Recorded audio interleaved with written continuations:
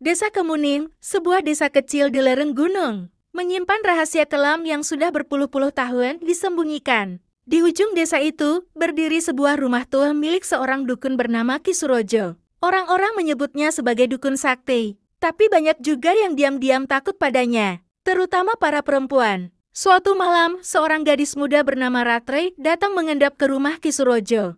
Ia ingin tampil cantik, memesona, dan ingin dipandang oleh seorang lelaki dari kota yang sedang magang di desa itu sebagai dokter. "Kit, saya mohon bantuannya. Saya ingin dipasangi susup agar pria itu melihat saya," ucap Ratri sambil menunduk malu. Ki Surojo menatap Ratri tajam, lalu tersenyum penuh arti. "Susuk itu tidak gratis, nah, ada syarat dan tumbalnya." Ratri sempat ragu, tapi karena terobsesi ingin mendapatkan lelaki kota itu, ia pun menganggun. "Apapun syaratnya, saya siap." Ki Surojo lalu mengambil tusuk emas kecil dari kotaknya. Ia mulai membacakan mantra-mantra kuno, sementara asap dupa mengepul memenuhi ruangan. Ratri mulai merasa pusing, tubuhnya berat dan pikirannya kabur.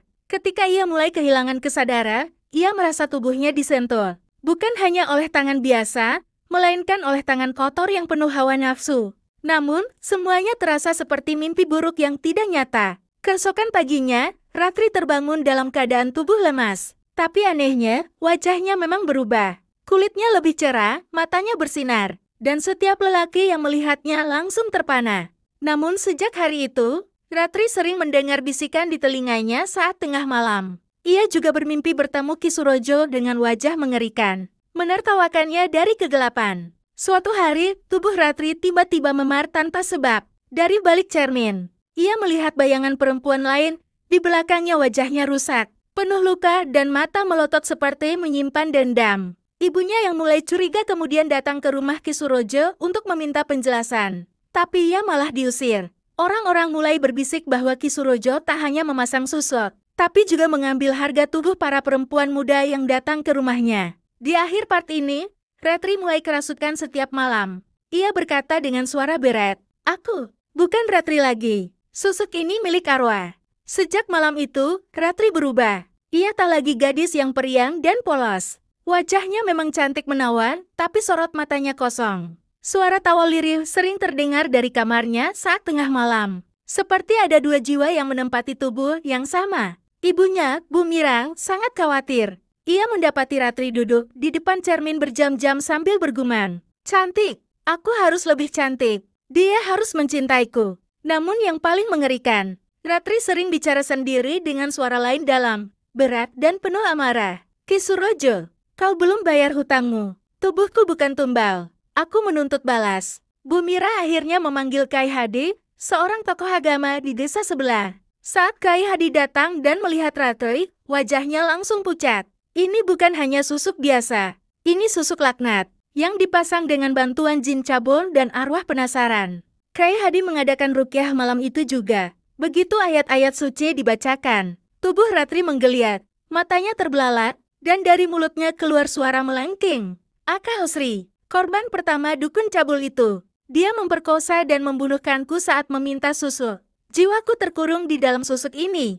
Rupanya, roh Sri gadis muda yang menghilang bertahun-tahun, lalu dijadikan bagian dari susuk terlarang, milik Ki Surojo. Dan kini, dia menumpang di tubuh Ratri untuk membalas dendam. Kai Hadi meminta Bu Mira membawa Ratri ke tempat yang jauh dari desa agar tidak memicu kegaduhan.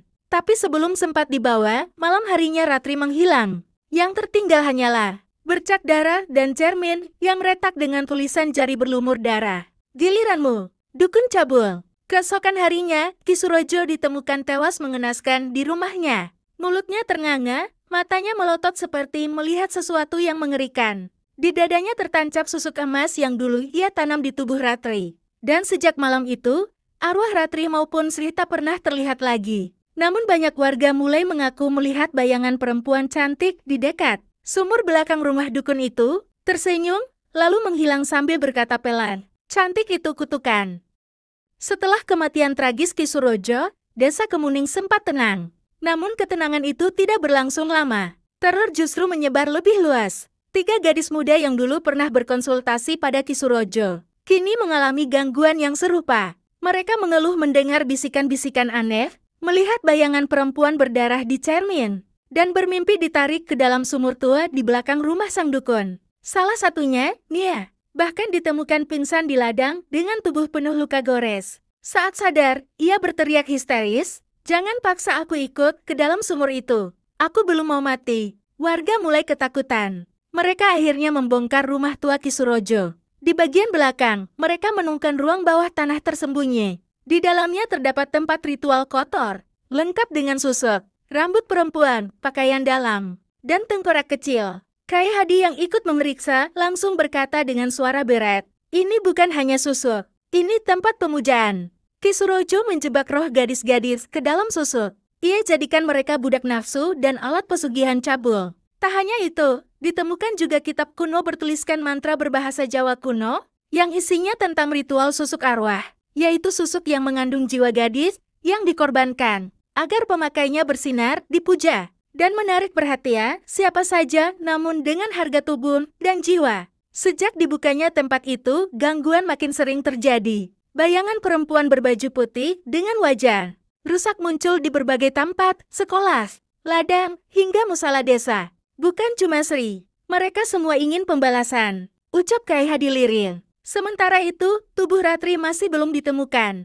Tapi di malam hari, warga sering melihat perempuan misterius berkebaya merah duduk di tepi sumur, menyisir rambutnya dengan senyum tipis penuh dendam. Seorang pemuda iseng yang mencoba mendekat justru jatuh sakit. Matanya buta dan bibirnya tak berhenti mengucap, "Cantik," tapi wajahnya bukan manusia. Matanya hitam semua. Lidahnya menjulur panjang. Kai Hadi mengumpulkan warga dan mengumumkan, "Kita harus mengubur semua susuk peninggalan dukun itu, membakar rumahnya dan menyicikan desa. Kalau tidak, arwah-arwah ini akan terus menuntut darah." Malam itu, warga beramai-ramai membakar rumah Kisurojo. Namun dari dalam kobaran api, terdengar suara jeritan perempuan dan tawa kecil yang menyeramkan. "Kalian bisa membakar rumah, tapi tidak bisa membakar dendam."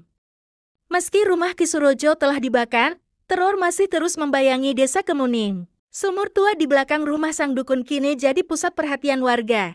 Mereka yakin di sanalah pusat kutukan, tempat arwah-arwah perempuan yang dijadikan tumbal oleh Kisurojo bersemayam. Kai Hadi mengusulkan agar sumur itu ditutup dengan cara khusus. Ia mempersiapkan ritual penyucian selama 3 hari 3 malam. Tapi menjelang hari ketiga, kejadian mengerikan terjadi. Seorang anak kecil, cucu kepala desa, menghilang. Ia terakhir terlihat bermain di dekat sumur. Saat warga mencari, mereka menemukan bekas cakaran berdarah di dinding sumur. Dan di dasar sumur terlihat bayangan anak kecil tergeletak dengan mata melotot dan tangan menunjuk ke atas. Malam itu, cuaca berubah mencekam. Petir menyambar tanpa henti, dan angin menerbangkan debu kuburan dari arah sumur. Tiba-tiba terdengar jeritan perempuan dari langit. "Jangan tutup rumah kami. Kami belum puas. Lelaki harus bayar dosanya." Beberapa lelaki di desa mulai mengalami kejadian aneh. Ada yang diserang makhluk berwajah rusak di tengah malam.